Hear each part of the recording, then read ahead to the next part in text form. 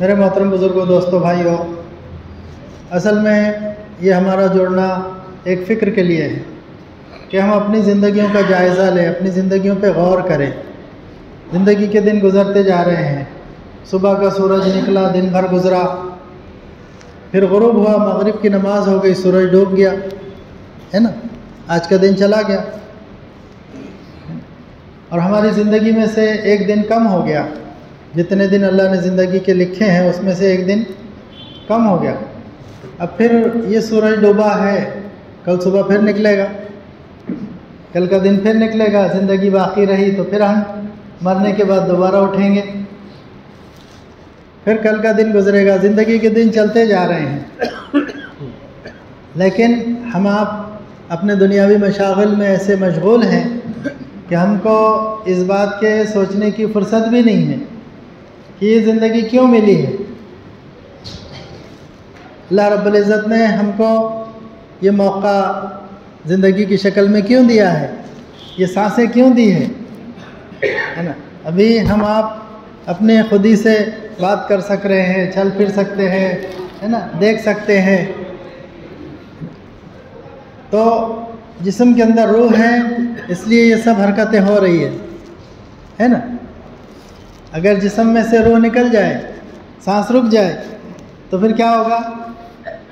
یہ جسم مردہ کہلائے گا، جو آج زندہ ہے وہ مردہ کہلائے گا، اور مردہ جسم سب کچھ اس میں رہے گا، ہے نا، سب کچھ رہے گا، نہیں رہے گی تو روح نہیں رہے گی، جان نہیں رہے گی، باقی سب کچھ رہے گا، لیکن یہ جسم بے جان ہو جائے گا اگر روح نکل جائے تو، ہے نا۔ اور پھر زندگی کا موقع بھی ختم ہو جائے گا، ہے نا، عمل کا موقع بھی ختم ہو جائے گا، اور کس کو موقع کب تک ملا ہے کوئی نہیں جانتا، اس کا علم تو صرف اللہ ہی کو ہے کہ کس کو دنیا میں کتنی زندگی ملی ہے، کتنی سانسیں ملی ہے، کتنی مہلت ملی ہے، یہ صرف اللہ کے علم میں ہے۔ ہاں اتنا ضرور ہے کہ حدیث پاک کا مفہوم ہے کہ 15 شعبان کی رات کو اللہ رب العزت فرشتوں کے حوالے فہرستیں کرتے ہیں کہ اس سال دنیا میں کس کو بھیجنا ہے اور دنیا سے کس کو واپس بلانا ہے۔ اللہ کے رسول پاک صلی اللہ علیہ وسلم ارشاد فرماتے ہیں، جس کا مفہوم ہے کہ ایک آدمی اپنا مکان بنا رہا ہوتا یا اپنی شادی کی تیاری کر رہا ہوتا اور اس کا نام اس سال کے مردوں کی فہرست میں آ چکا ہوتا، ہے نا، جو سال بھر کی فہرست اللہ فرشتوں کو دیتے ہیں، اس لسٹ میں اس کا نام آ چکا ہوتا، لیکن اس کو پتہ ہی نہیں ہوتا، وہ تو اپنی دنیا بنانے میں لگا ہوا ہے نا۔ جیسے آج آپ ہم سب جتنی فکریں ہم کو دنیا کی ہے اتنی فکر ہم کو آخرت کی نہیں ہے۔ یہ تو میں اپنی بات بتا رہا ہوں، آپ لوگ تو سب اللہ والے ہیں، ہے نا۔ تو اصل میں فکر اس بات کی کرنا ہے کہ ہم کو آخرت کی فکر لگ جائے۔ جیسے آدمی کو کسی چیز کی دھن لگ جاتی ہے تو بس دن رات اسی تعلق سے سوچتا رہتا ہے نا۔ جو اللہ والے ہوا کرتے تھے، جن کے سامنے آخرت کی زندگی اصل ہوتی تھی، تو وہ دن رات آخرت کی فکر میں لگے رہتے تھے کہ میری آخرت کیسی اچھی بن جائے، پتہ نہیں کب بلاوا آ جائے، کب دنیا چھوڑنا پڑے، نہیں پتہ، ہے نا۔ یہ زندگی غیر یقینی زندگی ہے، آخرت یقینی ہے، پکی ہے نا، آخرت پکی ہے، یقینی ہے، دنیا غیر یقینی ہے۔ آج میری عمر ابھی 60 سال نہیں ہوئی ہے، میں گارنٹی سے بول سکتا ہوں کہ 60 سال تک میں زندہ رہوں گا۔ کیوں جی؟ کوئی بول سکتا ہے؟ کوئی بھی نہیں بول سکتا۔ لیکن میری موت آئے گی، آخرت کی زندگی ہوگی، یہ پکی بات ہے نہیں ہے؟ ہاں، آخرت پکی ہے اور یہ دنیا کی عارضی زندگی غیر یقینی ہے اور بہت تھوڑی سی ہے، بہت چھوٹی سی ہے نا۔ اس کی مقدار بتاؤں میں آپ کو کتنی؟ قرآن کریم کے اندر اللہ فرماتے ہیں، جس کا مفہوم ہے کہ قیامت کا جو ایک دن ہوگا وہ تمہارے دنیا کے دنوں کے اعتبار سے 50,000 برس کے برابر ہوگا۔ کتنا؟ 50,000 ایک دن سے 50,000 سنۃ مما تعدون، 50,000 سال دنیا کے۔ حالانکہ پوری دنیا کی عمر بھی 50,000 سال نہیں ہے. آدم علیہ السلام سے لے کے اب تک کے کتنا زمانہ گزرا ہے؟ جی ہے کسی کو پتہ؟ ہم بولتے ہیں نا آدم علیہ السلام کا زمانہ بہت پرانا زمانہ، پہلے انسان جو دنیا میں آئے. ہم کیا سمجھتے ہیں؟ بہت پرانا زمانہ ہے. لیکن ایک کتاب میں پڑھ رہا تھا، اس میں آدم علیہ السلام کی عمر، پھر اس کے بعد والے انبیاء کی عمر، اور اس کے بعد والے، اس کے بعد والے، تو تقریباً حضور اکرم صلی اللہ علیہ وسلم تک کے، آدم علیہ السلام سے لے کے حضور اکرم صلی اللہ علیہ وسلم کے زمانے تک کا زمانہ 6 یا 7 ہزار برس کے اتنا ہے. کتنا؟ 6 یا 7 ہزار برس ہے نا.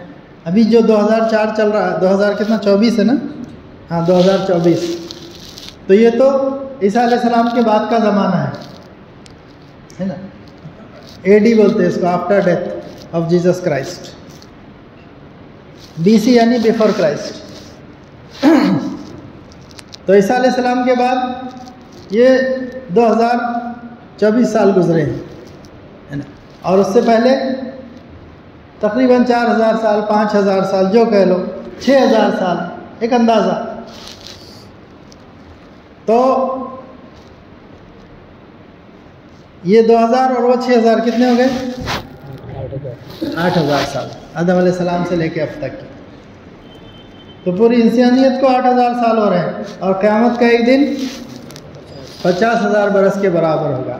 اگر ہم یوں سمجھ لو، ایک دن میں 24 گھنٹے ہوتے ہیں، ہمارے دنوں میں 24 گھنٹے ہوتے ہیں ہے نا. اب قیامت کا دن جو بھی ہوگا اس کے اگر 24 گھنٹے پکڑیں جو 50,000 سال کے برابر ہے ہمارے دنیا کے دنوں کے اعتبار سے، تو یہ 8,000 سال قیامت کے دن کے مقابلے میں کتنے گھنٹے ہوئے؟ کیا مولانا؟ 8 × 48، چھٹا حصہ. وہ 50,000 سال کا دن ہے، 8,000 سال صرف گزرے ہیں آدم علیہ السلام کو لے کر آج تک کے. تو چھٹا حصہ اس دن کا، 50,000 کا چھٹا حصہ، اگر موٹا موٹا حساب پکڑو، 8 × 48، 48,000 سال ہوتے ہیں اگر 8 کو 6 سے ضرب دیں گے تو قیامت کا ایک دن 50,000 برس کے برابر ہے. تو اس کا چھٹا حصہ یعنی 24 گھنٹے کو اگر 6 میں ڈیوائڈ کرے تو کتنے گھنٹے ہوں گے؟ ہے کوئی میتھمیٹکس جاننے والا؟ 24 کو 6 سے ڈیوائڈ کرے تو 4 گھنٹے. یعنی قیامت کے دن کے مقابلے میں اس وقت میں حضرت آدم علیہ السلام سے لے کے آج تک کے 4 گھنٹے گزرے. صرف آدم علیہ السلام کب آئے تھے؟ 4 گھنٹے پہلے. 4 گھنٹے پہلے اگر قیامت کے دن کے اعتبار سے دیکھیں گے تو آدم علیہ السلام سے لے کے اب تک کے 4 گھنٹے گزرے ہیں. قیامت کا دن جو اگر 24 گھنٹے کا پکڑ لو تو 50,000 برس کا دن ہوگا. تو یہ دنیا کی زندگی آدم علیہ السلام سے لے کے آج تک کے صرف 4 گھنٹے گزرے ہیں. اس میں آپ کی میری زندگی کتنی ہے؟ صرف آخرت قیامت کے ایک دن کے مقابلے میں بتا رہا ہوں ہمارے سمجھنے کے لیے کہ قیامت کے ایک دن کے مقابلے میں اب کیلکولیٹر پہ لے کے بیٹھو اور آپ اس کا حساب کرو کہ مجھے اگر 100 سال کی بھی عمر مل جائے تو کتنے ہو جائیں گے صرف ایک دن کے مقابلے میں. پھر بعد میں جو آخرت کی زندگی رہے گی ہمیشہ ہمیشہ چلتی رہے گی. یہ تو صرف حساب کتاب کا دن ہوگا جو قیامت کا دن ہوگا، جو دنیا کے دنوں کے اعتبار سے 50,000 برس کے برابر ہوگا. اور پھر آخرت کا ہر دن 1,000 سال کے برابر ہوگا. قیامت کے بعد کے جو دن ہوں گے دنیا کے دنوں کے اعتبار سے علماء فرماتے ہیں کہ 1,000 سال کے برابر ہوگا. اور پھر وہ دن چلتے رہیں گے، ختم نہیں ہوں گے، اور زندگی گزرتی رہے گی، موت بھی نہیں آئے گی، ہمیشہ ہمیشہ کی زندگی. اس سب کے مقابلے میں اگر دیکھو تو میری آپ کی دنیا کی زندگی کتنی ہے نا؟ چند سیکنڈ کی زندگی بھی نہیں ہوگی.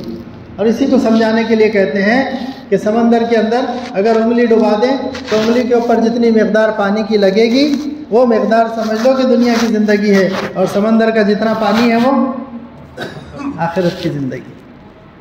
سمندر کا پانی پھر بھی گنا جا سکتا ہے، کتنے ہزار کروڑ لیٹر ہے، گنا جا سکتا ہے کیونکہ ایک مقدار ہے، ایک محدود ہے. لیکن آخرت کی زندگی لامحدود، کبھی ختم نہیں ہونے والی زندگی. اور اس لامحدود زندگی کو بنانے کے لیے اللہ رب العزت نے یہ محدود زندگی عطا فرمائی ہے. بولو، جن اللہ والوں کو اس کی فکر پڑ جاتی تھی ان کو دنیا کی کسی چیز کا ہوش ہی نہیں رہتا تھا کہ اس سے کیا دل لگانا. اتنی لمبی زندگی سامنے ہے اور اس کے بننے بگڑنے کا دار و مدار اس چھوٹی سی زندگی پر ہے جو کہ بالکل پلک جھپکنے کے برابر ہے آخرت کی زندگی کے مقابلے میں، یا اس سے بھی کم ہے. تو اس سے کیا دل لگانا. اسی لیے ہم لوگ ابھی جماعت میں تھے تو حدیث پڑھ رہے تھے فضائل صدقات میں کہ اللہ کے رسول پاک صلی اللہ علیہ وسلم نے ارشاد فرمایا جس کا مفہوم ہے کہ بوڑھے آدمی کا دل دو چیزوں میں جوان ہوتا رہتا ہے نا. ایک تو دنیا کی امیدیں اور دوسرے لمبی عمر.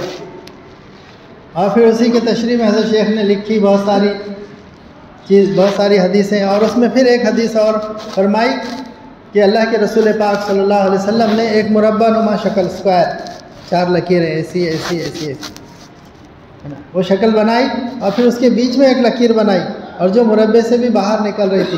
پھر کچھ چھوٹی چھوٹی لکیریں دونوں طرف سے بنائی جو بیچ والی لکیر کی طرف آ رہی تھی. اور پھر سمجھانے کے لیے صحابہ سے فرمایا کہ دیکھو یہ جو مربع نما ہے شکل یہ تو انسان کی زندگی ہے، اور یہ جو بیچ کی جو لکیر ہے کہا یہ مربع نما شکل جو ہے تو یہ انسان کی زندگی ہے، اور جو بیچ کی لکیر جو باہر نکلی ہوئی ہے یہ آدمی کی امیدیں ہیں جو زندگی سے بھی باہر کی نکلی ہوئی ہیں، اور جو چھوٹی چھوٹی لکیریں ہیں یہ حوادث ہے، حالات ہیں، مصیبتیں ہیں جو ہر وقت اس کو گھیرے ہوئے ہیں، بیماریاں ہیں، تکلیفیں ہیں، اور اس میں رہ کر بھی اس کی امیدیں زندگی کے بھی آگے کی ہے، باہر کی ہے نا. تو اللہ رب العزت نے آپ کو ہم کو یہ جو چھوٹی سی اور مختصر سی زندگی دی ہے یہ اس آنے والی ہمیشہ کی زندگی کو بنانے کے لیے دی ہے. ہاں، اور اس دنیا کو اللہ پاک نے بنایا ہی ہے توڑنے کے لیے ہے نا. میں اکثر ایک مثال دیتا ہوں کہ ہم لوگ مکان بناتے ہیں ہے نا، تو مکان بنانے سے پہلے ایک بلڈنگ بن رہی ہے، RCC کی بلڈنگ کھڑے کرنا ہے تو اس سے پہلے کسی کونے میں ایک چھوٹا سا کمرہ بناتے ہیں جس میں کوئی سامان وغیرہ رکھتے ہیں، کوئی واچ مین نگرانی کے لیے رکھتے ہیں، اور جب وہ مین بلڈنگ بن جائے تو اس کو توڑ دیتے ہیں.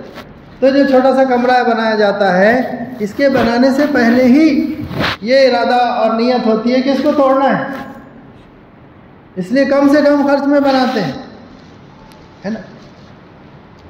اور جب مین سٹرکچر کھڑا ہو جاتا ہے، مین بلڈنگ بن جاتی ہے تو اس کو توڑ دیتے ہیں. ایسے ہی اللہ رب العزت نے دنیا کو یہ عارضی کمرہ بنایا ہے اور بنانے سے پہلے ہی اس کو توڑنے کا ارادہ کیا ہے، بلکہ اعلان کر دیا ہے کہ قیامت کے دن اس کو توڑ دیں گے، ڈسمینٹل کر دیں گے ہے نا. ایک صاحب سے ملاقات ہوئی، کیا کام کرتے ہیں؟ بولے گھر توڑنے کا کام کرتے. تو بولے ہاں تم گھر توڑنے کا کام کرتے؟ بھائی گھر آباد کرنا چاہیے تو کہا نہیں میں ڈسمینٹل کا کام کرتا ہوں. بولے پرانے گھر توڑ کے اس کا سامان نکال کے پھینکتا ہوں تاکہ وہاں پہ نیا گھر بنے. تو جو مکان بنانے سے پہلے ہی توڑنے کی نیت سے بنایا جاتا ہے، عارضی بنایا جاتا ہے، اس سے کوئی دل نہیں لگاتا ہے نا، کہ اس کو استعمال کر کے جو مین اسٹرکچر ہے، ہمیشہ رہنے والا مکان ہے، اس کو بنانے کی فکر ہوتی ہے. اللہ رب العزت نے بھی دنیا کو بنانے سے پہلے ہی اس کو توڑنے کے ارادے سے بنایا کہ یہ ٹوٹنے والی ہے، یہ ختم ہونے والی ہے، یہ عارضی ہے، اور اس میں رہ کر ہمیشہ کا مکان بنانا ہے جو کبھی ٹوٹنے والا نہیں بلکہ جس کی خوبصورتی میں ہر وقت نکھار آتا رہے گا. اس کو مینٹیننس کی ضرورت نہیں پڑے گی، اس کو ریپیئرنگ کی ضرورت نہیں پڑے گی ہے نا. وہاں تو بس وَلَكُمْ فِيهَا مَا تَشْتَهِي أَنفُسُكُمْ وَلَكُمْ فِيهَا مَا تَدَّعُونَ، کہ وہاں وہ تمہارے لیے سب کچھ ہوگا جو تمہارا جی چاہے گا، اور وہ سب کچھ ملے گا جو تم مانگو گے ہے نا. اللہ رب العزت کن فیکن کا مالک ہے کہ جو کہتا ہے ہو جا اور وہ چیز ہو جاتی ہے۔ اللہ رب العزت جنتیوں کو یہ صفت دیں گے کہ جو تم چاہو گے وہ ہو جائے گا، جو تمہارے دل میں بات آئے گی وہ ہو جائے گا۔ اللہ ایسی زندگی دیں گے، اور اس کو بنانے کے لیے یہ مختصر سی زندگی ملی ہے۔ لیکن اللہ معاف کرے، اللہ معاف کرے کہ آج ہم سب لوگ اس کو بھولے ہوئے کہ قیامت کا دن ہوگا، اس زندگی کا، یہ چھوٹی سی زندگی کا حساب کتاب ہوگا اور ہمیشہ کی زندگی کے فیصلے ہوں گے۔ چھوٹی سی زندگی کا حساب ہوگا اور ہمیشہ کی زندگی کے فیصلے ہوں گے۔ وہاں آدمی پچھتائے گا، افسوس کرے گا اور اللہ سے مہلت مانگے گا، اے اللہ تو ہم کو دنیا میں بھیج دے۔ اللہ خود فرماتے ہیں وَلَوْ تَرَىٰ إِذِ الْمُجْرِمُونَ نَاكِسُو رُءُوسِهِمْ عِندَ رَبِّهِمْ رَبَّنَا أَبْصَرْنَا وَسَمِعْنَا فَارْجِعْنَا نَعْمَلْ صَالِحًا إِنَّا مُوقِنُونَ، کہ تم دیکھو گے مجرم لوگ گردن جھکائے اپنے رب کے پاس آئیں گے اور یوں کہیں گے اے اللہ ہم نے دیکھ لیا، ہم نے سن لیا۔ علماء فرماتے ہیں اس کی تشریح میں کیا دیکھ لیا؟ تو کہا تیری فرما برداری کے انجام کو بھی اپنے آنکھوں سے دیکھ لیا اور تیری نافرمانی کے انجام کو بھی اپنے آنکھوں سے دیکھ لیا اور تیرے فیصلوں کو اپنے کانوں سے سن لیا۔ تو ہم کو دنیا میں واپس لوٹا دے، اب ہم اعمال صالحہ کر کے آئیں گے، ہم کو پورا یقین آ گیا ہے نا۔ آدمی وہاں پر مہلت مانگے گا، آج ہم کو مہلت ملی ہوئی ہے لیکن اللہ معاف کرے ہم اس کو بے دردی سے ضائع کر رہے ہیں۔ آدمی ٹائم پاس کرتے ہیں، ٹائم پاس، بولو ٹائم پاس کے لیے ملی زندگی؟ کہا دنیا کی زندگی کا ایک ایک لمحہ آخرت کے کروڑوں برس کے فیصلے کروائے گا۔ ایک لمحے میں جو عمل کیا، اگر اطاعت والا کیا تو کروڑوں برس کی نعمتیں ملے گی اس پر،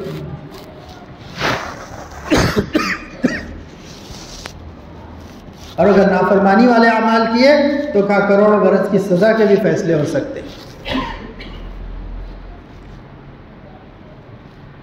آدمی بے دردی سے ضائع کر رہا ہے اور پھر وہاں مہلت مانگے گا، اللہ ایک چانس دے دے، ایک بار دنیا میں بھیج دے، ایک موقع دے دے زندگی کی شکل میں۔ اب ہم صرف اعمال صالحہ کر کے آئیں گے اور کچھ نہیں کریں گے۔ اب ہم کو پورا یقین آ گیا، اللہ کی طرف سے جواب ملے گا، اب کوئی مہلت نہیں ہے۔ فَذُوقُوا بِمَا نَسِيتُمْ لِقَاءَ يَوْمِكُمْ هَذَا، کہ اب تو مزہ چکھو اس کا جس کو تم نے دنیا میں بھلا رکھا تھا کہ اس دن کو پانا ہے، قیامت کے دن کو ملنا ہے، اللہ کے سامنے کھڑے ہو کر حساب کتاب دینا ہے، جس کو تم بھولے ہوئے تھے۔ میں اکثر ایک بات کہتا ہوں کہ ماشاءاللہ اس میں مقامی ساتھی بھی ہے اور جماعتیں بھی ہیں، صبح سے لے کے ابھی تک کہ مغرب کا وقت ہو گیا، ہم نے 5 نمازیں بھی پڑھی، 4 نمازیں تو ہو گئی الحمدللہ، اور کسی نے نوافل بھی پڑھی، تلاوت بھی کی، تعلیم بھی ہوئی ہے نا۔ لیکن سچی بولو ایمانداری سے کہ قیامت کے دن کو ہم میں سے کتنے لوگوں نے یاد کیا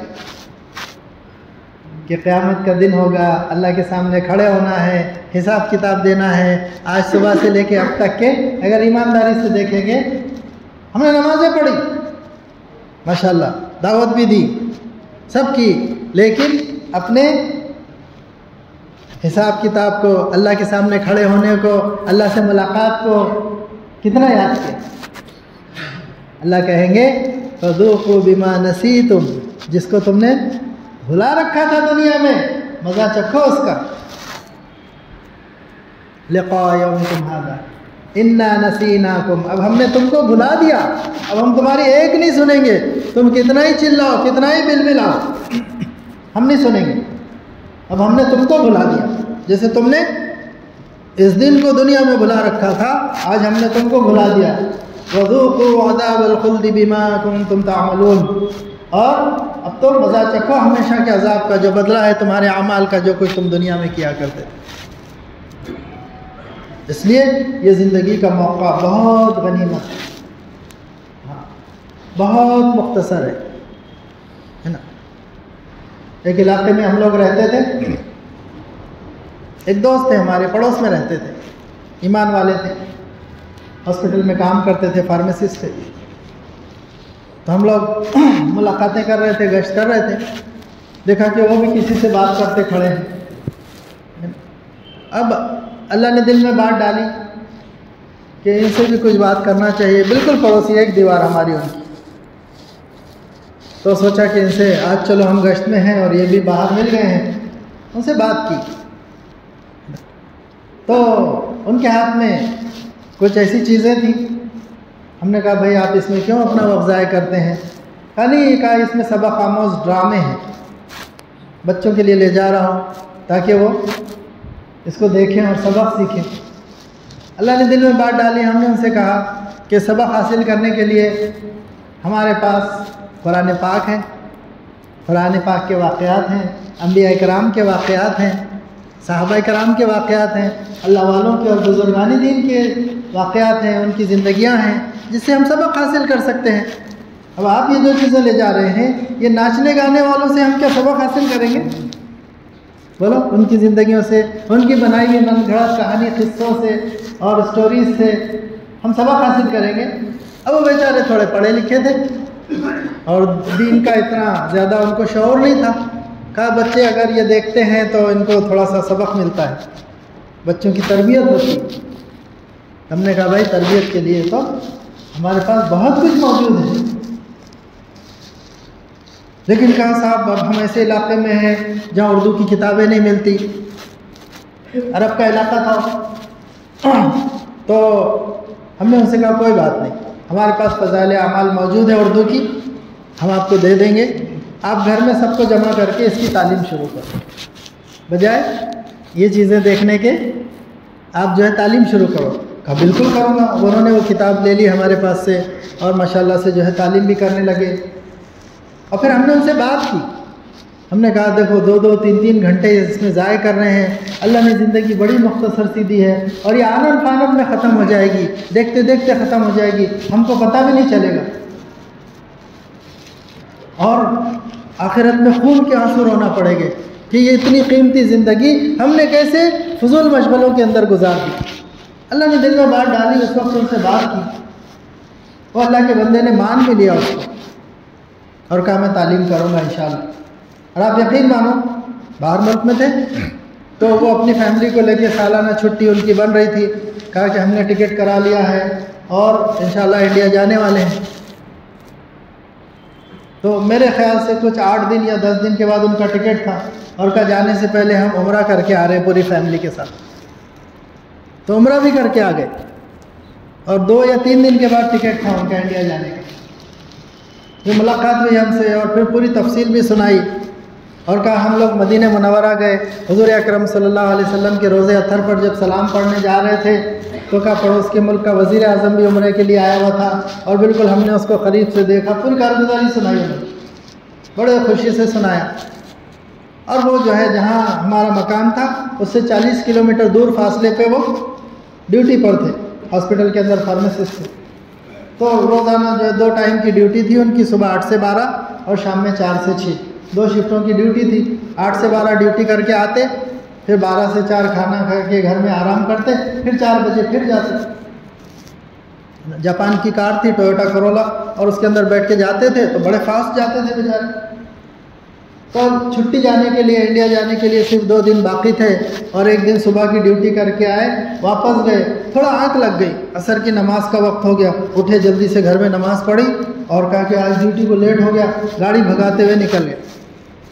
اور ابھی سمجھو اپنے ہاسپٹل کے قریب پہنچنے والے تھے تو ایک ٹائر جو ہے برسٹ ہو گیا اور گاڑی 3 پلٹی کھا کے ادھر جا کے گری. اور پھر جو گاڑی کا دروازہ تھا وہ کھلا اور اس کے دروازے کے اور باڈی کے بیچ میں ان کا سر آیا اور پھر خون نکلا. کافی دیر تک ویسے ہی پڑے رہے. پھر کچھ لوگ گزرنے والے تھے، انہوں نے دیکھا، پہچانا اور پہچانے کے بعد کہا کہ یہ تو اپنے ہاسپٹل کے فارمیسسٹ ہیں. ان کو اٹھایا، پھر گاڑی میں ڈالا اور بڑے ہاسپٹل میں لے کر آئے. جب گیٹ کے اندر داخل ہو رہے تھے اس وقت روح نکل گئی. انا للہ و انا الیہ. تو مجھے یاد آیا کہ 1 ہفتہ پہلے میں نے ان سے بات کی تھی کہ زندگی بڑی مختصر سی ہے، آخرت بہت لمبی ہے. وہ بیچارے کو کیا، نہ مجھے پتا تھا نہ ان کو پتا تھا کہ ان کی زندگی بھی بڑی مختصر سی. اللہ ان کی مغفرت فرمائے. وہ بیچاروں نے پھر جو ہے تعلیم شروع کی فضائل اعمال کی، بات مان لی انہوں نے، فضائل اعمال کی تعلیم شروع کی، لیکن پھر جب ان کا انتقال ہوا تو پھر جو ہے وہ گھر والوں نے گھر خالی کیا اور جاتے جاتے ہم کو کتاب دی کا وہ فضائل اعمالات جو آپ نے 8 دن پہلے پڑھنے کو دی تھی، وہ کتاب واپس کیا. اور تو کس کو پتا ہے کس کی زندگی کتنی ہے نا. ابھی شاید پچھلے مہینے کی بات ہے، ہمارے ایک دوست ہیں نا، ان کے چھوٹے بھائی رات میں 11 بجے دکان بند کر کے گئے اور کا سینے میں تکلیف ہو رہی ہے، ایسیڈیٹی ہو رہی، کچھ سوڈا لاؤ، زیرہ لاؤ، وہ پیا کرا اور پھر رات میں جو ہے بہت زیادہ تکلیف بڑھ گئی، کا دواخانے کو لے کے چلو، راستے میں انتقال ہو گیا. پھر صبح 11 بجے ہم لوگ قبرستان میں مسجد میں تھے، 11 بجے جنازے کی نماز ہوئی، 11:30 بجے الحمدللہ تدفین ہو گئی تھی. رات میں 11 بجے دکان چلا رہے تھے، کاروبار کر رہے تھے. کس کو پتا تھا کہ یہ دکاندار جس سے ہم سودا لے رہے ہیں کل 11 بجے ان کی تدفین ہو جائے گی؟ بولو، نہیں معلوم. بھائی یہ تو دوسروں کے تذکرے ہم سنتے ہیں ہے نا. ہمارے مدرسے کے ناظم صاحب تھے مولانا، ایک مرتبہ فرمانے لگے کہ جب کسی گھر میں کسی کا انتقال ہوتا ہے، ملک الموت روح قبض کر لیتے ہیں تو سارے گھر والے رونے لگ جاتے ہیں کہ ان کی تو سانسیں رک گئی اور انتقال ہو گیا. گھر والے رونے لگتے ہیں اور ملک الموت روح لے کے جاتے رہتے ہیں. تو مولانا فرما رہے تھے کہ دروازے میں جا کر ملک الموت رک جاتے ہیں اور ان گھر والوں کی طرف پلٹ کر مخاطب ہو کے کہتے ہیں، جس کو انسان اور جنات کے علاوہ ساری مخلوق سنتی ہے. ملک الموت کہتے ہیں کہ اے گھر والوں، تم کیوں رو رہے ہو؟ میں نے اس مرنے والے پر کوئی ظلم نہیں کیا، اس نے اپنے مقدر کی سانسیں پوری کر لی تھی، اس نے اپنی مقدر کی روزی پوری کر لی تھی، اس کے بعد ہی میں نے اس کی روح قبض کی ہے اور میں اس روح کو لے کر جا رہا ہوں اور اس گھر میں دوبارہ آؤں گا اور تم میں سے ہر ایک کو لے کر جاؤں گا. اللہ کے سچے رسول صلی اللہ علیہ وسلم ارشاد فرماتے ہیں، جس کا مفہوم ہے کہ زندہ لوگ اگر ملک الموت کی اس آواز کو سن لیں تو مرنے والے پر رونے کے بجائے اپنے آپ پر رونے بیٹھ جائیں گے. ہاں کہ یہ تو گئے، اب ہماری باری ہے. شیخ نے فضائل صدقات میں ایک واقعہ لکھا کہ ایک جنازہ جا رہا تھا اور ایک بزرگ بھی جنازے کے ساتھ چل رہے تھے. ایک شخص دوڑا آیا، آ کے کہنے لگا کہ کس کا جنازہ ہے؟ پوچھتے نا عام طور پر. تو حضرت نے اس کی طرف دیکھا نیچے سے اوپر تک اور کہا تیرا جنازہ ہے. وہ گھبرا گیا، ایسی کسی بات کر رہے. پھر کہا بھائی اگر یہ بات تجھے گراں گزری ہے، ناگوار گزری ہے، تو پھر یہ سمجھ لے کہ یہ میرا جنازہ ہے، کہ یہ تو جانے والا چلا گیا اور 3 آفتوں سے نجات پا گیا. ایک تو برے خاتمے کا خوف اب اس کو نہیں رہا، دوسرے ملک الموت کے دیکھنے کا وقت اس پر سے گزر گیا، اور تیسرے روح نکالنے کی تکلیف بھی اس پر سے گزر گئی. تم تو اپنی فکر کرو، یہ تینوں چیزیں تمہارے لیے باقی ہیں. بتاؤ، یہ ہم میں سے کبھی بھی کسی کے ساتھ بھی ہو سکتا ہے، کوئی سانس ہمارے اختیار میں نہیں ہے. لیکن صحیح بولو، ہم کتنے بے فکر ہیں اس تعلق سے، ہے نا. جتنی فکر ہم کو دنیا کی ہے نا، اس کا کوئی حصہ بھی ہم کو آخرت کا نہیں ہے. اور ہم بڑے مطمئن ہیں کہ میری زندگی تو بڑی لمبی ہے نا. اس لیے کہا نا کسی نے، بلکہ حضرت شیخ نے غالباً لکھا ہے کہ ہم تو ایسے مطمئن ہیں گویا ہماری ملک الموت سے دوستی ہے نا. یہ ساری آخرت کی منزلیں وہ جن کے واقعات سنتے ہیں ان کے لیے ہے. ہم تو ہوائی جہاز میں بیٹھ کے پار ہو جائیں گے اس پر سے، ہے نا. حضرت شیخ نے لکھا ہے. تو بھائی یہ ہم سب کے ساتھ آنے والا ہے، اور یہ ہماری محنت اور یہ ہمارا بار بار کا جڑنا اور یہ اللہ کے راستے کا خروج اور یہ مذاکرے، ان سب کا نچوڑ اور اس کا مقصد یہ ہے کہ ہم سب کے اندر حقیقی معنی میں فکر آخرت آ جائے. آخرت کی فکر، ہاں ہم کو حقیقت کے ساتھ پیدا ہو جائے، آخرت کی فکر لگ جائے ہم کو کہ اللہ زندگی غیر یقینی ہے، کبھی بھی دنیا سے جانا ہے، اچانک بلاوا آ جائے گا۔ ہم سنتے ہیں نا کہ اللہ کے رسول پاک صلی اللہ علیہ وسلم نے صحابہ سے تربیت کے لیے پوچھا کہ تم لوگ اپنی موت کو کتنا قریب سمجھتے ہو؟ سب نے الگ الگ جواب دیا۔ آخر میں حضور اکرم صلی اللہ علیہ وسلم نے ارشاد فرمایا، جس کا مفہوم ہے کہ میں تو ایک سلام پھیرتا ہوں تو بولو دوسرے سلام کی بھی امید نہیں رہتی ہے، اس سے پہلے ہی میری موت آ سکتی۔ تو اللہ کے نبی پاک صلی اللہ علیہ وسلم اپنی موت کو اتنا قریب سمجھ رہے ہیں اور ہم آپ مطمئن ہیں، حالانکہ یہ زمانہ تو اور زیادہ پرخطر ہے۔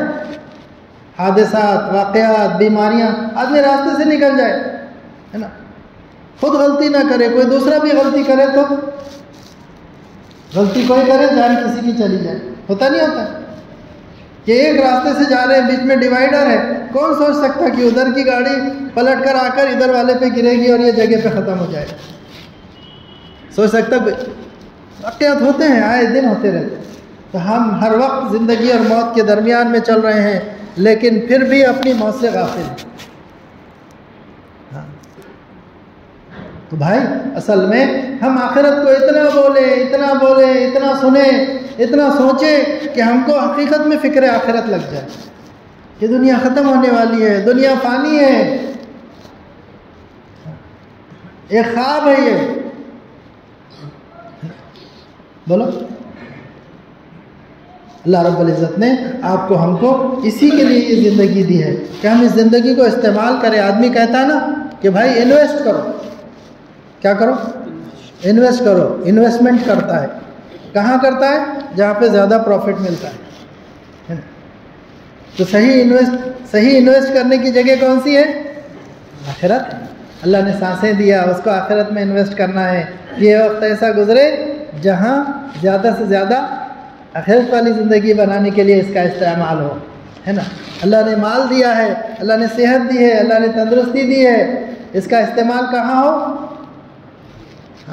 اس لیے حدیث میں آتا ہے نا، جس کا مفہوم ہے کہ دنیا تمہارے لیے بنائی گئی ہے اور تم کو آخرت کے لیے بنائی، کہ تم دنیا کو استعمال کرو، لیکن کیسے کرو؟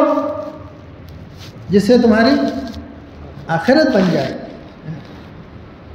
اس لیے فرمایا کہ ہم کو صحیح معنوں میں فکر آخرت آ جائے۔ آج ہم دنیا کے مسائل کو لے کر، دنیا کے حالات کا معاملہ کرتے کرتے پریشان ہیں۔ ہر ایک اگر کسی سے پوچھو کیا کرے صاحب، ایسے حالات ہیں، ایسی پریشانیاں ہیں، ایسے مسائل ہیں، ایسے پرابلمس ہیں۔ حالانکہ دنیا کے مسائل یہ آتے نہیں ہیں، بلکہ اللہ رب العزت کی طرف سے بندوں کے امتحان کے لیے بھیجے جاتے ہیں۔ اللہ پاک جو ہے خود فرماتے ہیں کہ ہم تمہارا امتحان لیں گے، کیسے؟ خوف کے ذریعے سے، وَلَنَبْلُوَنَّكُمْ بِشَيْءٍ مِّنَ الْخَوْفِ وَالْجُوعِ وَنَقْصٍ مِّنَ الْأَمْوَالِ،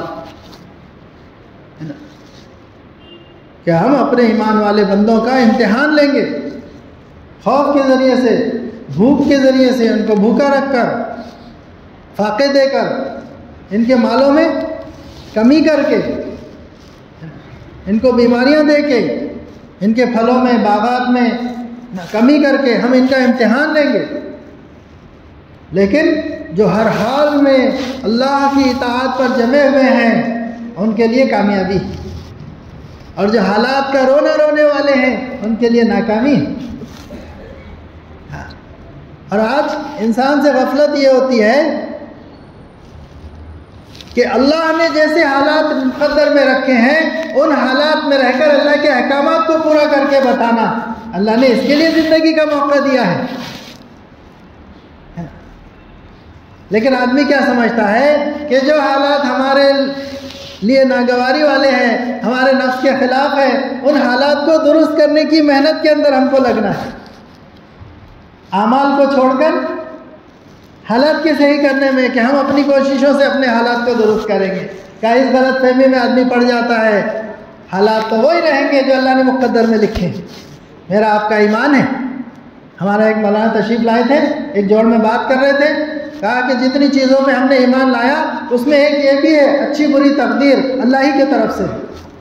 اور پھر مولانا نے آگے فرمایا تھا کہ جس کو تقدیر پر شک ہے وہ دوبارہ کلمہ پڑھ کے ایمان میں داخل ہو جائے.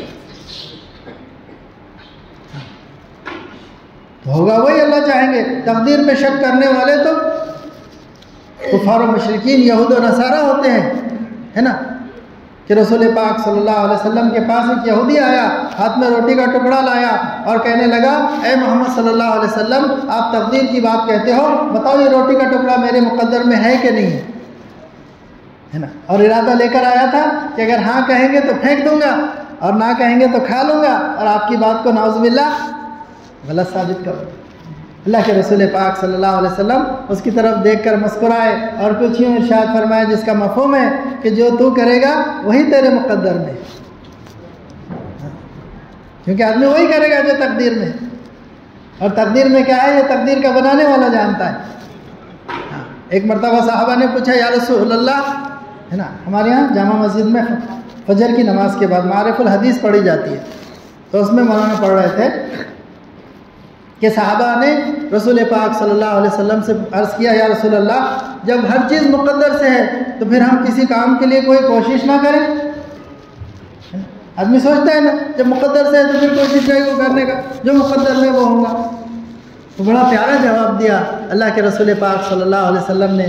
فرمایا کہ تم کوشش بھی اتنی ہی کرو گے جتنی مقدر میں ہے. تم کوشش بھی اتنی کرو گے جتنی مقدر میں ہے. بہت سے کام ایسے ہیں کہ آدمی اس کی تعلق سے سوچتا بھی نہیں، کہتا ہے اپنے بس کی بات نہیں ہے نا. بہت سے بچے U P S C M P S C I A S دے کے کلیکٹر کمشنر بننے کی فکر میں رہتے، کوشش کرتے ہیں اس کے لیے، اس میں جس سے مقدر میں ہوتا ہے وہ بن جاتے ہیں. اور بہت سے ایسے میں اپنے بس کی بات ہی نہیں ہے، بولا ہوتا ہے نا، نہ آئی اے ایس دیتے ہیں نہ ایم پی ایس سی دیتے نہ یو پی ایس سی، نہ اس کا پریپریشن کرتے ہیں، بھائی اپنے بس کی بات نہیں ہے. تو کوشش بھی اتنی کرو گے جتنی مقدر میں. اس لیے اللہ رب العزت نے آپ کو ہم کو یہ زندگی کا بہترین موقع دیا ہے اور اس کے استعمال کا طریقہ بھی بتایا ہے کہ ہمارا، اس لیے کہتے ہیں نا کہ جہاں پر ہمارے لیے حضور اکرم صلی اللہ علیہ وسلم کی زندگی اور صحابہ کی زندگی ہر عمل میں نمونہ ہے، وہاں پر اپنے جان مال کے استعمال میں بھی نمونہ حضور اکرم صلی اللہ علیہ وسلم کی اور صحابہ کی زندگی ہے. ہم دیکھیں کہ اللہ کے نبی پاک صلی اللہ علیہ وسلم نے اور صحابہ نے اپنی جان اور مال کو سب سے زیادہ کہاں استعمال کیا، تو پتہ چلے گا کہ سب سے زیادہ جان اور مال صحابہ کا اور اللہ کے نبی کا اللہ کے دین کی محنت کے اندر لگا ہے، اعلاء کلمۃ اللہ میں لگا ہے. اور اس سے جو بچتا تو وہ اللہ کی مخلوق پر لگاتے اور کم سے کم درجے میں اپنی ضرورت پر لگاتے، ہے نا. وہ حضرت ابوبکر صدیق رضی اللہ عنہ کا واقعہ میٹھا کھانے کا ہے نا، بیت المال سے وظیفہ تھا، بیوی نے خواہش ظاہر کی، تھوڑا تھوڑا بچایا اور پھر جو بچا میٹھے کے لیے اس کو بھی لے جا کے بیت المال میں جمع کرا دیا. کہ پتہ چلا کہ یہ اتنا وظیفہ زیادہ ملتا تھا مجھے اور آئندہ کے لیے اتنا وظیفہ کم کر لیا، کم سے کم اپنی ذات پہ لگایا. وہ حضرت عثمان غنی رضی اللہ عنہ کا واقعہ کہ چراغ میں تیل زیادہ جل گیا تو خفا ہو رہے ہیں کہ اس کا حساب کیسے دوں گا اللہ کے پاس. تو یہ ترتیب تھی جان مال کے استعمال کی کہ سب سے زیادہ اللہ کے دین کو زندہ کرنے کے لیے، اس کے بعد اللہ کی مخلوق کی خدمت کے لیے اور آخر میں کم سے کم اپنی ذات کے لیے، اپنی ضروریات کے لیے. آج ہماری ترتیب الٹی ہو گئی کہ سب سے زیادہ لگتا ہے تو کہاں لگتا ہے؟ بولو ایمانداری سے، اپنی ذات پر، اپنی خواہشات پر، اپنی ضروریات پر سب سے زیادہ لگتا ہے. گھر میں شادی ہے تو کا قرضہ لے کے بھی آدمی جو ہے خرچ کرے گا. اللہ کے راستے میں جانے کا موقع آ جائے تو صاحب پیسے نہیں ہے میرے پاس، خرچہ نہیں ہے میرے پاس. تو کم سے کم ہم اللہ کے دین پہ لگاتے ہیں اور زیادہ سے زیادہ اپنی ذات پر لگاتے ہیں، ہے نا. اس کے لیے فرمایا کہ اس ترتیب کو صحیح کرنے کے لیے ہم اللہ کے راستے میں نکلیں. زندگی میں کم سے کم ایک مرتبہ 4 مہینے اللہ توفیق دے تو ہر سال 4 مہینے. ہمارے بزرگ تھے مولانا یوسف صاحب رحمۃ اللہ علیہ، فرماتے تھے کہ میرا دل چاہتا ہے کہ کوئی مسلمان اس وقت تک کہ نہ مرے جب تک کہ اس کے 4 مہینے نہ لگ جائے. اس کے لیے بھائی یہ بیٹھنے والا پورا مجمع نیت کرے کہ انشاءاللہ ہم مرنے سے پہلے 4 مہینے ضرور لگائیں گے انشاءاللہ. بھائی اب یہ بتاؤ کس کی موت کب آنے والی ہے کسی کو معلوم؟ بولو. اگلے پل آ سکتی ہے. اس کے لیے جو آج ہے وہ ہمارا ہے، کل کا کوئی بھروسہ نہیں. اس کے لیے نقدی لکھاؤ کہ مرنا کبھی بھی ہے، اس سے پہلے ابھی 4 مہینے لگ جائیں. اس کے لیے اس مجلس میں نقد بتاؤ 4 مہینے کے لیے کون تیار ہے؟ بتاؤ. فرما. जमात बनी। कौन हिम्मत करता है? हिम्मत मर्दा मदद खुदा। जिंदगी का कोई भरोसा नहीं, कभी भी ख़त्म हो सकती है। बताओ भाई, बताओ बताएं। बताओ, इंशाल्लाह जमात बनेगी, अल्लाह बनेगी। बताओ इस मजमे से नक़द जो साथी अल्लाह के रास्ते में निकले हुए हैं, कम वक्त के लिए आए थे, चिल्ले के लिए आए थे, वो नियत करें कि इंशाल्लाह हम 4 महीने पूरे करके जाएंगे। ज़िंदगी का कोई भरोसा नहीं। ये रजब चल रहा है, आइंदा शाबान का महीना है, पता नहीं 15 शाबान को मेरा भी वारंट निकल जाए, मलिकुल मौत के हवाले हो जाए, बोल नहीं सकते। इसके लिए जो आज है वो हमारा है, कल का कोई भरोसा नहीं। बताएं, जमात के साथी भी 4-4 महीने के इरादे करें, मुकामी साथी भी इरादे करें। फरमाएं, कौन हिम्मत करता है? बोले भाई, पूछे एक दूसरे से। मैं अक्सर कहता हूँ कि बयान जब चले तो इधर देखना, तश्कील शुरू हो जाए तो अब इधर नहीं देखना, आजू बाजू देखना। पूछे अपने बाजू वाले से। बाज़ मरतबा दिल में बात आती है लेकिन आदमी जाहिर नहीं करता इरादा, बाजू वाला थोड़ी हिम्मत दिला दे तो खड़ा हो जाता है। हाँ भाई, पूछो एक दूसरे से, बताएं, फरमाएं। जमात के साथी भी बताएं, मुकामी साथी भी बताएं। 15 शाबान से जमातें निकलने वाली है, 25 फरवरी से। हल्के वाले भी बताएं, इनफरादी बताएं, जमात की शक्ल में बताएं। इंशाअल्लाह 4 महीने खड़े रखे। जवान आदमी, बुढ़ा काम नहीं। सहारनपुर के क्या नाम बेटा? मेहर आलम। अल्लाह पूरे आलम के लिए कबूल फरमाए, माशाअल्लाह। देखिए ये बच्चा 4 महीने के लिए खड़ा हो गया, खड़े रखे। बताओ ना, क्या नाम भाई का? इमरान भाई कहाँ के? खसाब खेड़ा। अल्लाह कबूल फरमाए। इमरान भाई खसाब खेड़ा। और बताएं, इमरान भाई आज से नकद है ना? अच्छा, 15 शाबान से, बहुत अच्छा, अल्लाह कबूल फरमाए। और बोले, और फरमाएं, और कौन हिम्मत करता है? भाई पूछो एक दूसरे से, खामोश नहीं बैठने का, ये धंधे का टाइम है। हम पूछेंगे और कोई तैयार हो जाएगा, हमारी भी कमाई हो जाएगी। कोई तैयार नहीं होगा, पूछने का पेमेंट मिलेगा इंशाअल्लाह। क्या बोल रहे हैं? खड़े रखे, खड़े रखे, खड़े रखे। क्या नाम? सईद अहमद साहब, सहारनपुर के। अल्लाह कबूल फरमाए। देखो माशाल्लाह, सहारनपुर वाले हज़रत शेख का शहर है ये, है ना? बताओ। पूरी जमात कर ले 4 महीने। और बोले, हाँ भाई बताएं, अपनी मस्जिद से बताएं, अपने हल्के से बताएं। हल्का नंबर 1 वाले बोले कि 25 फरवरी 15 शाबान से हम इतने साथी तैयार करेंगे, इतनी जमातें बनाएंगे। हल्का नंबर 2 वाले बोले औरंगज़ेब मस्जिद है और दूसरी मसाजिद है, मुंशी अमीन वगैरह। हल्का नंबर 3 है, 4 है।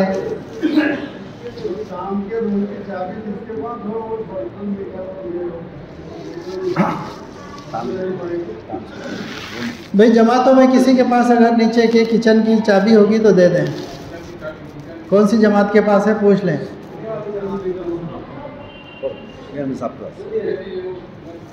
और बोले भाई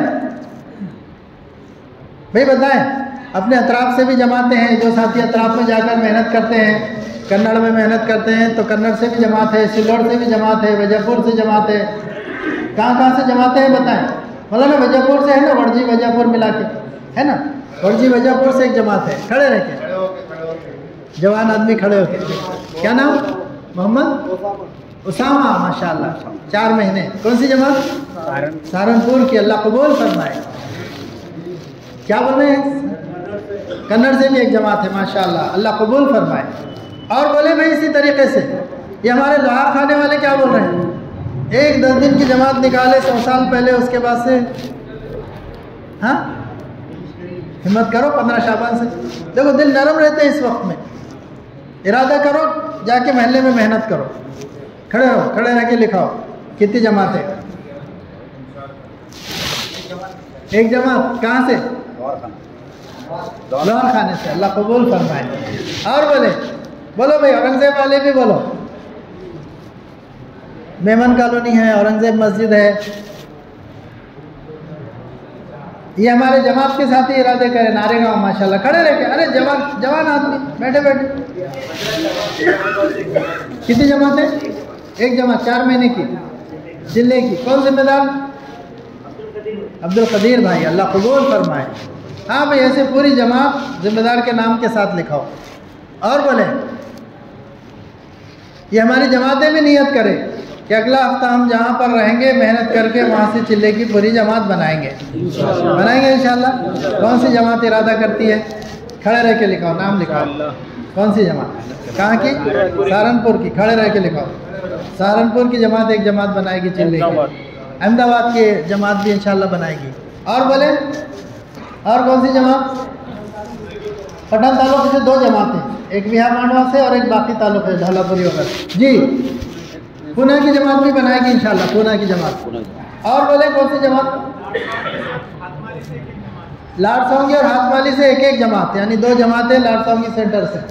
اور بولیں ماشاءاللہ پوری مکمل جماعتیں ہیں وہاں سے امیر معمول کے, اور ایک اینجل ڈو سے مولانا شمس الدین کے ساتھ. جی ماحولی سے کچھ بول رہے ہیں؟ پیٹرن سے 2 جماعتیں. اور بولیں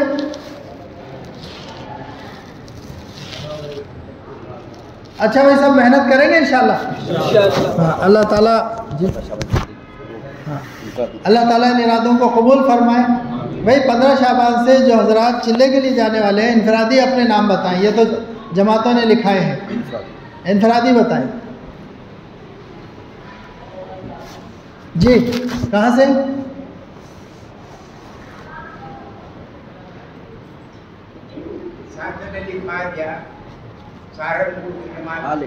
سہارنپور کی جماعت. جی جی اسامہ ہے نا, اسامہ نا. اور بولے بھائی اچھا بھائی سب محنت کریں گے انشاءاللہ. اللہ تعالیٰ قبول کرے, اللہ آسان فرمائے.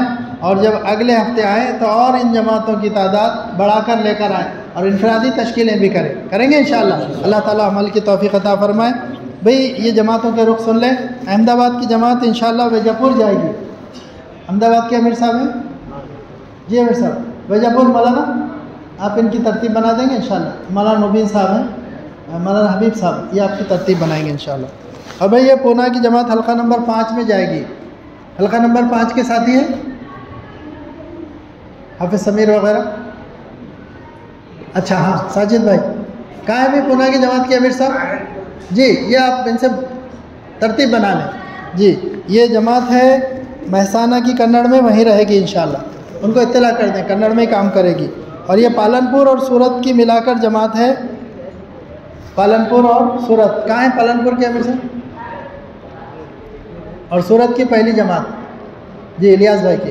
یہ جماعت انشاءاللہ حلقہ نمبر 4 میں جائے گی. حلقہ نمبر 4 ٹھیک ہے. فجر بعد کے آپ کی ترتیب بنا دیں گے انشاءاللہ. اور یہ وادی کی جماعت ہے جو سلوڑ میں کام کر رہی تھی, یہ حلقہ نمبر 2 میں رہے گی. بھئی اورنگزیب کے ساتھی ہیں وکیل صاحب؟ ہاں آپ کے پاس آئے گی جماعت انشاءاللہ, وادی کی جماعت جو سلوڑ میں تھی. اور یہ سہارنپور کی جماعت حلقہ نمبر 5 میں تھی, یہ پھلمری جائے گی انشاءاللہ. سہارنپور کی جماعت آپ کی نا, ہاں پھلمری جائے گی, صبح گاڑی کر کے دیں گے یہاں سے انشاءاللہ. اور یہ جماعت سورت کی انجنڈو میں کام کر رہی ہے, کل آئے گی, میمن کالونی میں رہے گی ہے نا. یہ جو جماعت ہے آپ کی کون سی؟ پانولی کی جماعت, یہ انجنڈو جائے گی. آپ کی جماعت وہاں اترے گی اور اسی گاڑی سے سورت کی جماعت یہاں آئے گی. ٹھیک ہے. اور یہ وادی کی دوسری جماعت ہے بہار مانڈوا میں, وہیں رہے گی. ٹھیک ہے بھائی. ابھی جو ہے انشاءاللہ دعا ہوگی. دعا کے بعد جو مقامی ساتھی ہیں وہ اپنے اپنے مشورے کر لیں, حلقے لگا لیں. جماعت کے ساتھی اوپر جا کے جلدی سے جلدی بغیر شور کیے کہ کھانے سے فارغ ہو جائیں اور آ کے پھر اس کے بعد نماز کی تیاری کر لیں. درود شریف پڑھ لیں. اللہم صلی علی سیدنا نبینا شفیعنا مولانا محمد واصحابہ بارک وسلم. ربنا ظلمنا انفسنا وان لم تغفر لنا وترحمنا لنكونن من الخاسرین. ربنا آتنا فی الدنیا حسنۃ وفی الآخرۃ حسنۃ وقنا عذاب النار وقنا عذاب القبر وقنا عذاب الحشر واحشرنا مع الابرار. اے اللہ ہمارے گناہوں کو معاف فرما, ہماری خطاؤں سے درگزر فرما, لغزشوں کو کوتاہیوں کو معاف فرما. دن کے اجالے میں رات کے اندھیرے میں جانے انجانے میں جتنے صغیرہ کبیرہ گناہ ہوئے ہیں اے مولا اپنے کرم سے معاف فرما. اے اللہ اپنے کرم سے معاف فرما. اے اللہ ان مجلسوں کے اوپر تیری طرف سے گناہوں کی معافی کے وعدے ہیں مولا. اے اللہ ہم تجھ سے بھیک مانگتے ہیں معافی کی. اے اللہ ہم سب کے گناہوں کو معاف کر دے، اے اللہ اسی وقت معاف کر دے، اے اللہ اب بھی معاف کر دے، اے اللہ ہم آئندہ گناہ نہ کرنے کے عزائم کرتے ہیں مولا، اے اللہ ہم تیرے سامنے سچی پکی توبہ کرتے ہیں، معافی مانگتے ہیں، اے اللہ تو ہم سب کو معاف فرما دے، اے اللہ معاف فرما دے، اے اللہ ہم اقراری مجرم ہیں مولا، اے اللہ ہم نے تجھ کو جان جان کر بھی بہت ناراض کیا ہے مولا، اے اللہ بہت گناہ کیے ہیں مولا، اے اللہ ہم اقراری مجرم ہیں مولا، اے اللہ بقیہ زندگی گناہوں سے پاک فرما، اپنی اطاعت کی توفیق نصیب فرما، اے اللہ تو نے ہی اپنے کرم سے یہاں آنے کی توفیق دی ہے مولا، تیرے دین کی مجلس میں بیٹھنے کی توفیق دی ہے مولا، تیرے دین کی بات کہنے سننے کی توفیق دی ہے مولا، تو نے اسی لیے بلایا ہے مولا کہ تو ہم کو معاف کرنے والا ہے، اے اللہ ہم بھی معافی کی امید میں آئے ہیں مولا، اے اللہ ہم سب کو معاف کر دے، اے اللہ معاف کر دے، اے اللہ معاف کر دے، اے اللہ بقیہ زندگی گناہوں سے پاک صاف فرما، اے اللہ ہم سب کو اپنی اپنی آخرت کی سچی پکی فکر عطا فرما، اے اللہ ہم آخرت کو بھولے ہوئے مولا، ہم دنیا میں غرق ہو گئے مولا، اے اللہ دنیا کی زندگی کو سب کچھ سمجھ لیا مولا، اے اللہ ہم بڑے بے فکر ہو گئے مولا، اے اللہ اگر ایسی غفلت میں موت آ جائے گی تو ہم تو برباد ہو جائیں گے مولا، اے اللہ ہم کو بربادی سے بچا لے، اے اللہ ہماری غفلت کو دور فرما، اے اللہ ہماری غفلت کو دور فرما، اے اللہ آخرت کی سچی پکی فکر نصیب فرما، اے اللہ آخرت کی تیاری کی توفیق عطا فرما، اے اللہ آخرت کی تیاری کی توفیق عطا فرما، اے اللہ ہمارے ایمان کو مضبوط بنا، اعمال میں جان پیدا فرما، اخلاص و للہیت کے جذبے نصیب فرما، اے اللہ تیری دی ہوئی جان مال کو تیرے راستے میں بے دریغ لگانے کی توفیق عطا فرما، اے اللہ اس بیٹھنے کہنے سننے کو قبول فرما، جو کچھ صحیح کہا سنا گیا اس پہ عمل کی توفیق عطا فرما، جو غلطی ہوئی اپنے کرم سے معاف فرما، پوری دنیا کے مسلمانوں کے حال پہ رحم فرما، اے اللہ پوری دنیا کے مسلمانوں کی طرف سے ہم تجھ سے معافی مانگتے ہیں مولا، اے اللہ تیرے پیارے نبی کی پیاری امت ہے مولا،